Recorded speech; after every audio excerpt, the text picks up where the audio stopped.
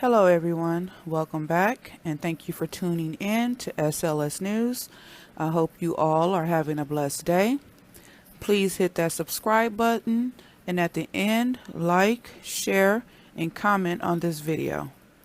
Today, I will be discussing Sherry Schreiner's video, The Crown Plaza Employee Speaks Out, and providing snippets from Dr. Ali's video regarding the Kenneka Jenkins case. So if you haven't already, please go and subscribe to their channels. That's Sherry Schreiner. And for Dr. Ali, that's Aboriginal Global Media. Go ahead and subscribe to their channels. They have a lot of good videos out. Now, during this segment, the subject will be titled as The Source because this individual's identity is to remain unknown. There will be statements given about the night of Kenneka Jenkins' horrible death through compilations of emails as well as conversations between the employee and herself, Ms. Sherry Schreider.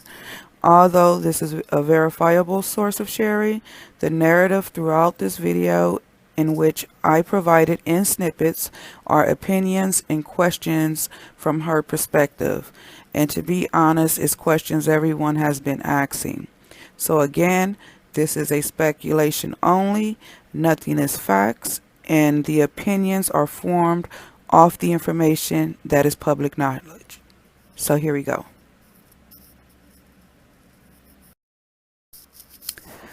So the employee, who is the source of the Crown Plaza Hotel, speaks out about the night Kenneka Jenkins died.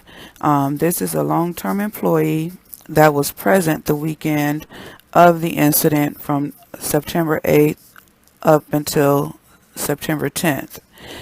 And the employee is speculating on a lot of things, ranging from the owner and the manager being involved and that they should be investigated, as well as the mother, Miss Teresa Martin, sacrificing her child. So I'm going to let this play, and you guys can see the little snippets here. And if you have any questions, please don't hesitate to comment.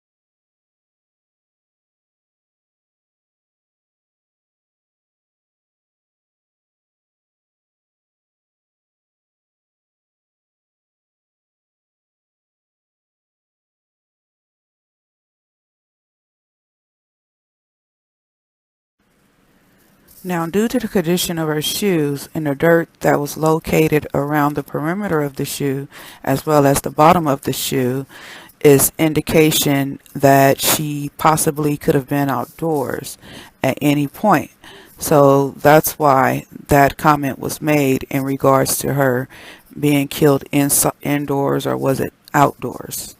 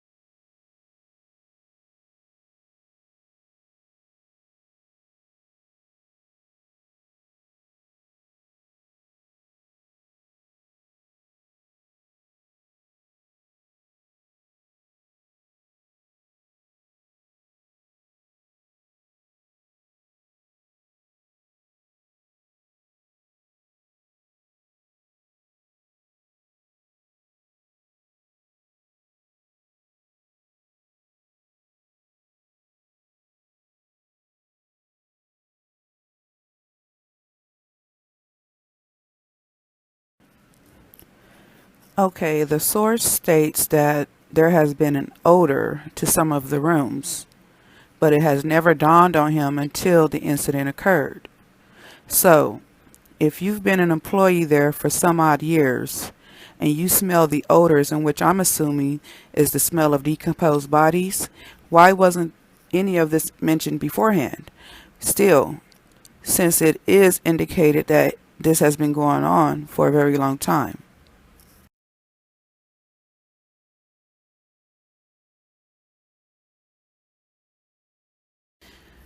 Crazy how guests are still checking into the hotel. Um, why wouldn't the guests check in? They are unaware of the incidents that occurred there, but I am sure if they knew what type of hotel they were staying in, they would go elsewhere. Maybe, just maybe. And the Doubletree Hotel is directly across the street. So his explanations about the things that going on within the hotel makes me think of the movie Hostel, where higher elites from all over the world was paying large sums of money based on the nationality of their victims. So it's like they were being auctioned off to the highest bidder pretty much. And this was an organization which was a members only club, and they beat, mutilated, tortured, and killed their victims. Very sick. Okay, the source states the mother sacrificed her child and sold her organs for money. Now, this is currently being speculated amongst YouTubers and subscribers. It is all assumptions and speculations pertaining to the evidence that's presented. Now, my personal opinion is this. Based on the photos of the mom with her child and the type of bond and relationship that was being displayed on social media, it will be hard to do something this extreme and cruel and heartbreaking to an individual that you love. And she had mad love for her daughter. Yes, the mother's statements are sketchy, but I also understand that she is grieving as well as being medicated as a post-cancer patient. So things can be shifted a little, but that is not an excuse for anyone else, just the mom.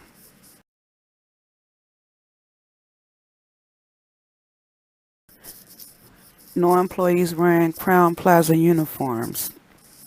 Well, I wasn't able to verify this, and I can honestly say after numerous sites that I visited to try to locate, the uniforms that the employees will be wearing based on their department, I found one or two pics of employees in uniforms, and it was just a standard top and bottom, with the name tag.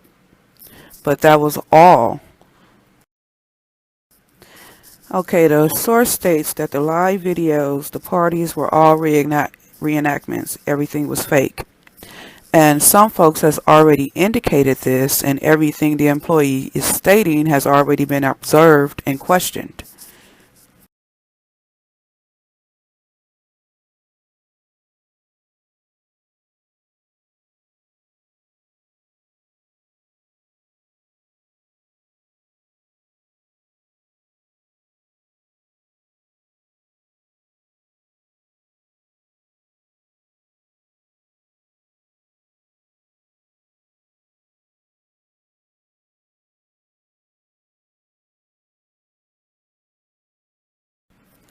Now again, the source speaks of the owner and the manager's involvement, and how the mom got paid off due to poverty and never having anything or seeking a better life. Now, if you ever saw the home of the mother, you would clearly see that she wasn't poverty stricken. Her lifestyle, from her home, her car, her kids always being laced and dressed, etc., didn't show that she was struggling or in need of anything. So my personal opinion is based on the insinuations, because you have to wonder if the individual knew the mother, like, personally. So it's kind of questionable for them to be stating these things. and doesn't really have any relationship with the mother at all. So it's questionable.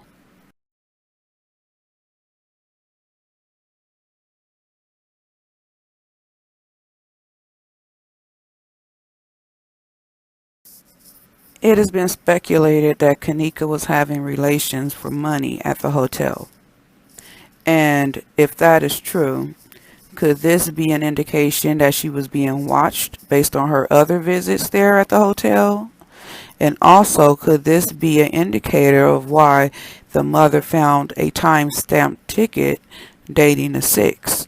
So, those are a few questions that, we need to be aware of and, try to find insight and get answers to. Now, if you ever saw the home of the mother, you would clearly see that she wasn't poverty stricken.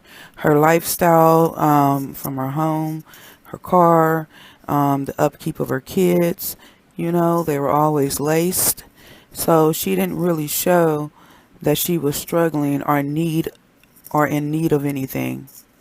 So my personal opinion is based on the insinuations, because you have to wonder if the individual even knew the mom personally for these statements to have been made. So it's a little questionable.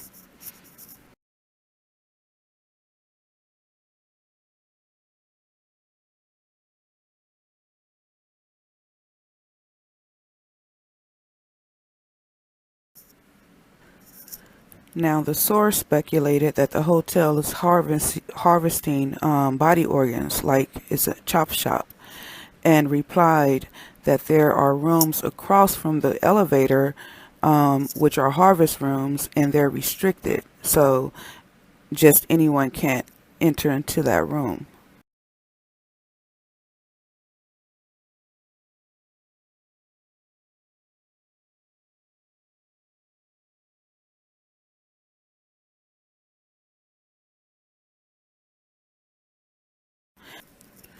So which elevators was it? Was it the lower level elevators that Kenneka initially got off on, and the rooms being across from that elevator?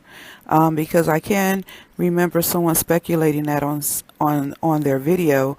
I can't recall the name, but I know that I've seen it before, and that it was rooms and not elevators on the other side, showing security and house cleaners going in and out. So I'm a little unsure regarding that statement.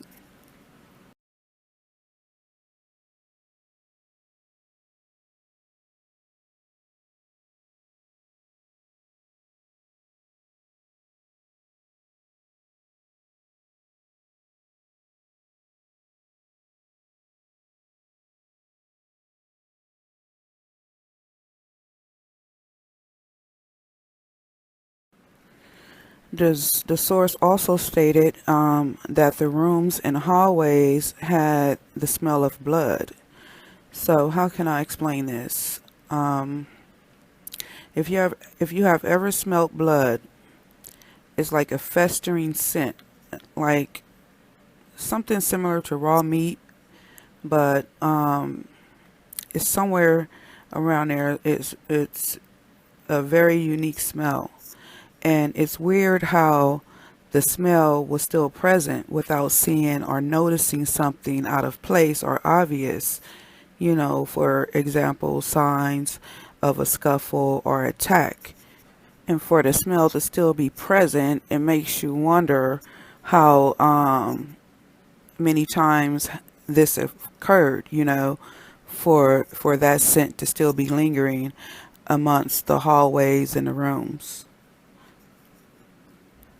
It was asked if Kenneka died on a day that, was listed, and put out there. And the source responded that she died earlier that week.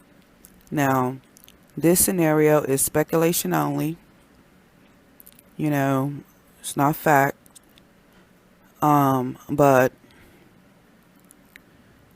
she was probably, due to the prior visits, according to the source, stating that she frequent the hotel regularly. So, due to that statement, could it be possible that she was marked, auctioned off to the highest bidder and then captured, you know?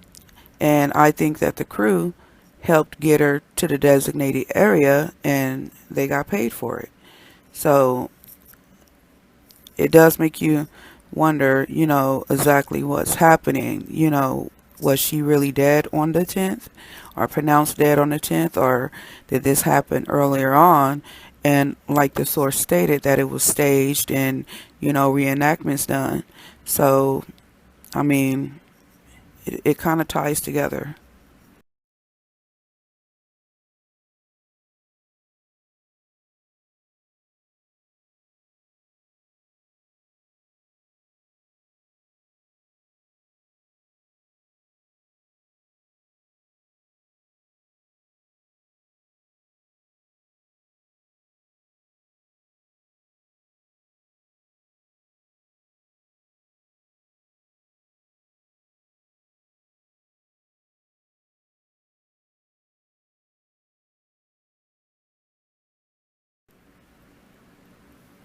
Now, this video I'm about to show speculated that this is where the human remains are stored within the hotel, inside of one of their kitchens. And according to the source, this particular room stays clean and is locked at all times. So it's one of the restricted areas. So we're going to look at this little snippet and we're going to resume on. Okay, this is what they didn't want to show you about Kenneka. Alright? This is the whole kitchen. They edited everything out. And it looks super different. Alright? Everything. And there's people in here. Okay? That's where the freezer was. Back there. She walked past all of this. This bitch was in there too. She set the whole thing up. Look at that. Body parts in there. You seen the head in the bag? Look, look. That was the head. You seen that?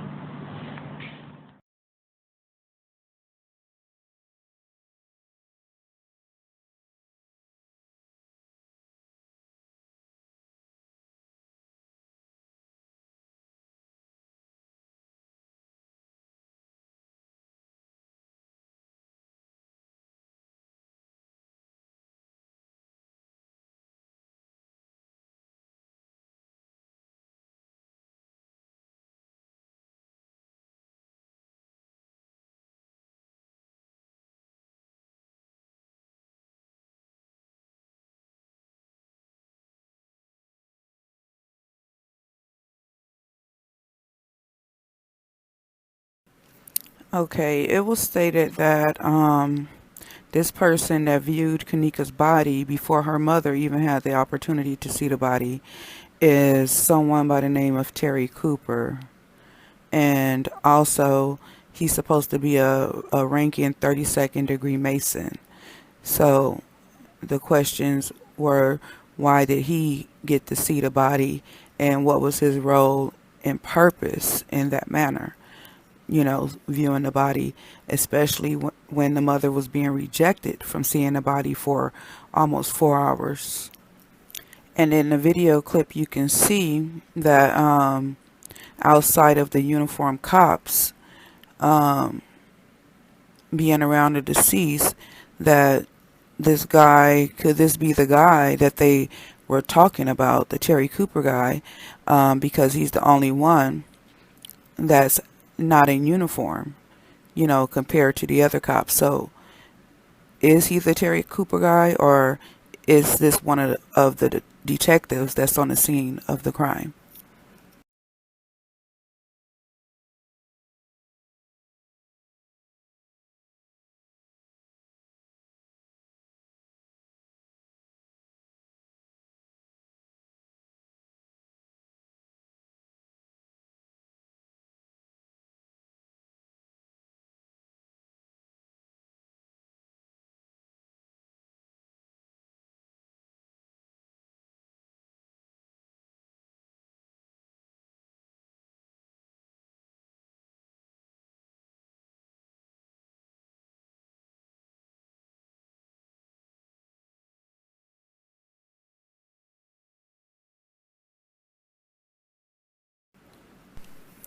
Okay, this Cook County coroner, whom is also the president and CEO of TGLN, which is Trillium Gift of Life Network. He goes by the name of Frank Marco, and he has a blog for organ donating. So this is the guy that picked up Kenneka's body. And also in the pictures you'll see that they had picked up a couple of items, one looking like some type of choker or dog collar or something in that sort, which you will see later on within the video. But on this particular image, you see them holding up something that could possibly be the camera or something that they found on or around the body.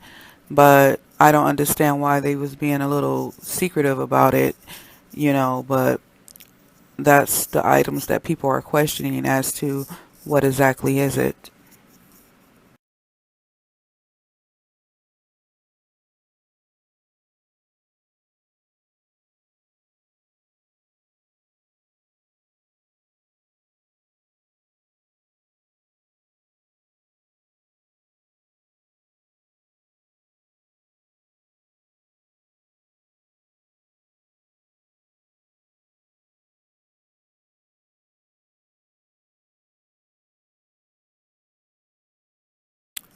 And there were also questions regarding if there were taser marks on Kenneka's body.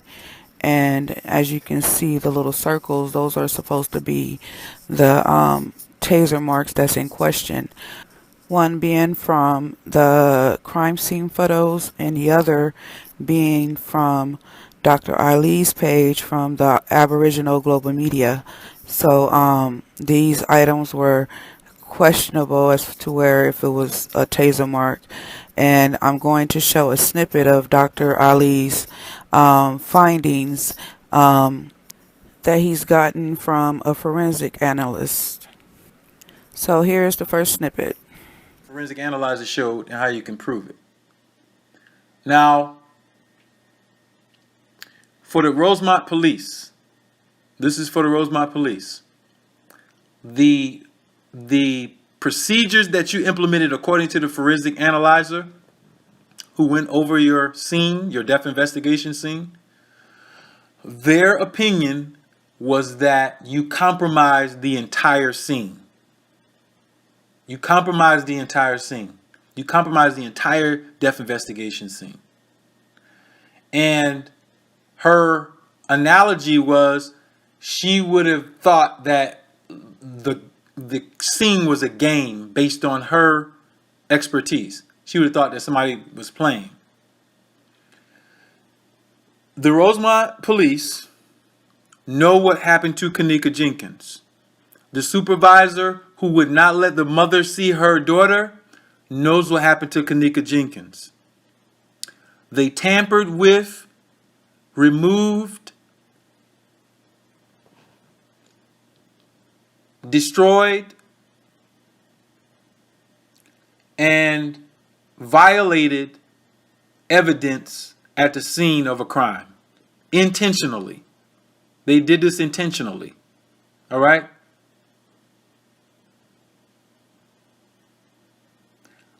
They did this intentionally. They violated police procedure. They violated Illinois state law.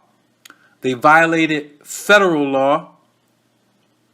And this was multiple parties, not just rank and file police officers, all conspiring together along with the coroner for this activity.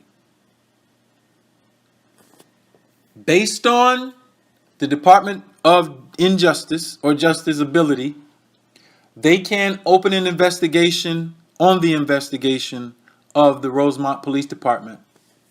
And they can easily see through video evidence, documented pictures, etc., what I'm about to show you, that the scene was tampered with, that the crime scene was tampered with.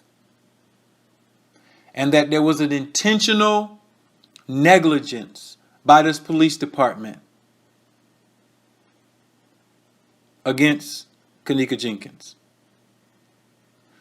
The Rosemont Police Department needs to be shut down based on what I'm about to show you. And here we go.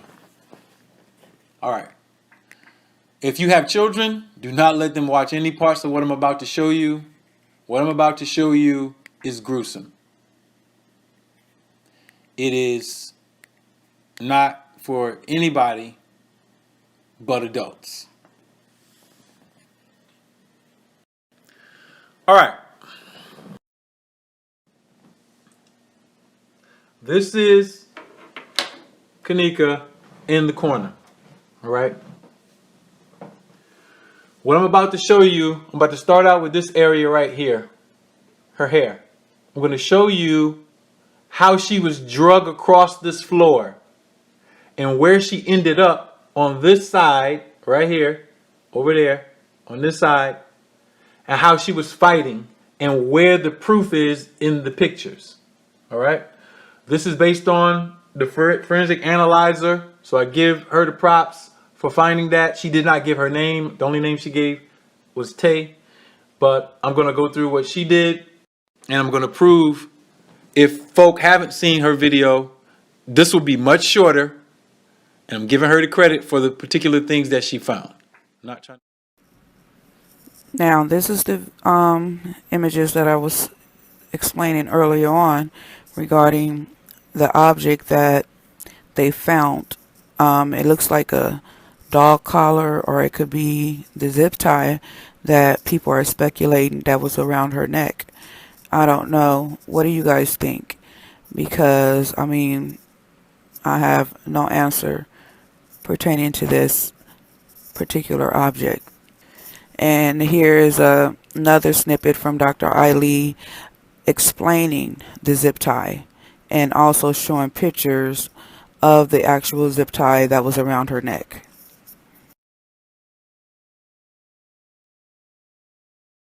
Cause a lung lobe to collapse. So I went back and looked at the autopsy, and I saw several things, several things. And I'm saying to myself, not only was she strangled, she was strangled violently, and it had to be multiple people in order to carry it out like they did, because her lungs, left lung, middle lobe, collapsed. Lips palchy, slob, tooth knocked out, bag over her eyes. So much so that it was so hot that her eyelashes started to come off. Her hair got wild and crazy with dirt in it from being held on the ground with the evidence of the dirt, styrofoam type material in the back of her head and on her back. We already talked about the thymus in other lectures. We proposed that the thymus was removed. But what I'm about to show you now is a little bit further than that. All right. Inside of the Crown Plaza, they have these things right here that they use to secure doors. All right. Let me show it to you. And they have pretty large ones to lock those doors. All right. This can be tightened. All right. So look at how this looks. Look at the shape. It's black and it's straight. You see that? It's black and it's straight. If you were to put this on somebody's neck, it would look like a black choker. You know how the sisters wear the chokers? It would look like a black choker. All right? It would look like a black choker. All right? And so I got sent, my brother Grumpy Dog sent me this. He sent me this. All right? Zip tie around Kenneka's neck. All right? Grumpy Dog, you did it, bruh. Go subscribe to Grumpy Dog. He's on YouTube. Now, look at her hair. You can see how the difference between hair and the difference between this right here. This is a close-up, zoomed in of her neck. You can see the straight black. This is not hair right here. This angle right here. I'm going to show you exactly what I'm highlighting. All right. You see me with this pen right here. All right. I'm at the bottom and the top of it. All right. You can see the straight part and the redness around her neck from this particular thing. It's strapped around. This is why they took her hair and they wrapped it around the bottom of her neck. Whoever first came in, I propose that they knew before they went in. But if they didn't know before they went in, they saw it and they covered it up with her hair. They covered it up with her hair. You can see the whole zip tie. Or this black thing. That's the bottom, going all the way down. That's the top, going all the way down. All right? And so, thanks again, Grumpy Dog. All right? That's his photo. Let me go back. When you go back to her face and you ask yourself, why did they wrap her hair under her chin like that all the way over? Why did they do that? Why did they push the hand? This is not her breast. This is her neck. They could have opened the hand, put black over the breast so they wouldn't expose her, and showed her neck area. The reason why they did not want to show her neck area and they used the hair to cover it is because that strangulation, you can see it right here. You can see it, the black piece. Now, Kenneka wasn't wearing a choker, to my knowledge. If she was, then I'm completely wrong. All right? She didn't have a choker on. But you can see that that's not hair. That's a black something on her neck that's being covered. Not only that, we are proposing that there are marks on her up under all of this. Now ask yourself a simple question.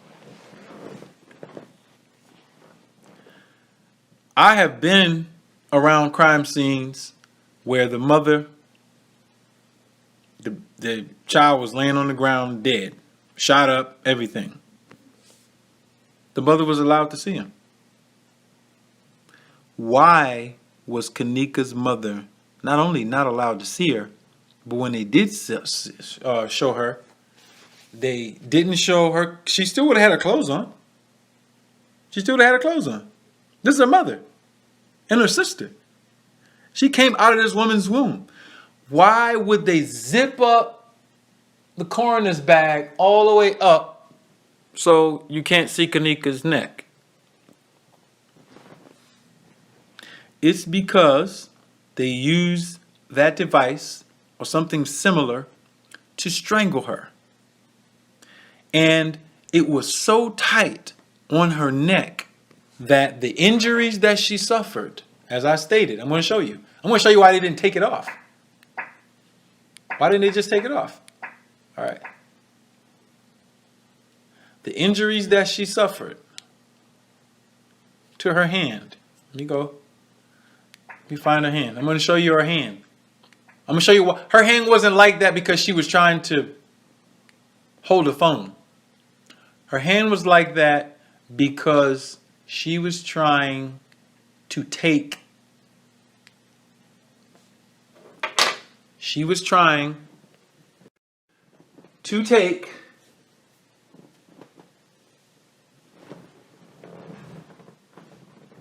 this thing off of her neck. If you could imagine, look at the bruise. Look at the bruises on her thumb. It's complete. It almost looks broken. All right. Look at the scratch on her hand. The chunk of blood, the chunk of flesh off of her hand. Look at the cringing state that her hand is in. as if she was trying to get under something to get it off of her neck. The two bags were bags. She was grabbing at the bags. All right? She was grabbing at those bags. All right? So you can see the bag up under her right here. It's still under her. All right? And so put yourself in the situation and scenario. Someone is choking you with something. You're grabbing, as best you can. Let me sit my phone down so you can get this. All right, let me sit my phone down. Hopefully this won't fall. I want you to get this.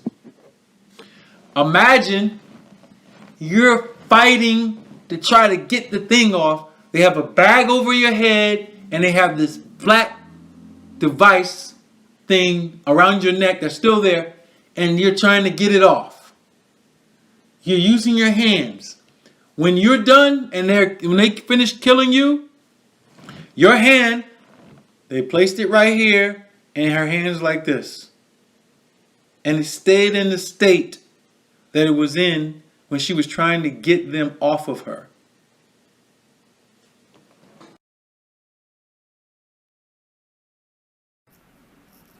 And this is the last snippet of Dr. Ali pretty much stating that the Rosemont Police Department should be held responsible for their actions regarding the neglect that happened on this case.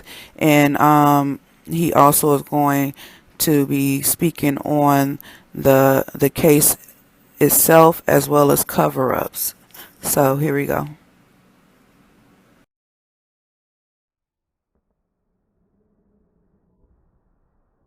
The officers who showed up, they disrespected this entire scene. They didn't mark things. They didn't mark pictures. She had so many bruises on her body. She was bleeding. She had chunks of flesh off of her body. And they covered it up. They covered it up. They covered it up. So, guess what? Rosemont Police, listen up. Ali, Dr. Ali, I don't have to wait on Teresa Martin to report and make an action against you for your activity in this investigation as a violation of the human rights and the civil rights of this young lady. Because I have two or three things that I know based on everything that you put online. You put it online. I'm going to show you. I didn't put it online. You put it online. Let me go over here and show you. You put it online. Do not get upset with me. You put it online. All right. You put it online. Look, this is my computer. You put this online right here. You put it online. And when we go to it, what do we find? When we go to it, you put all of this online. And inside of here, if you don't know how to get to the files, you can go to Rosemont Public Safety and you can get there. All right. Inside of here is your own incrimination. I promise you. I promise you. We got you. You might not believe me now. But listen, folk. The Rosemont Police Office is done.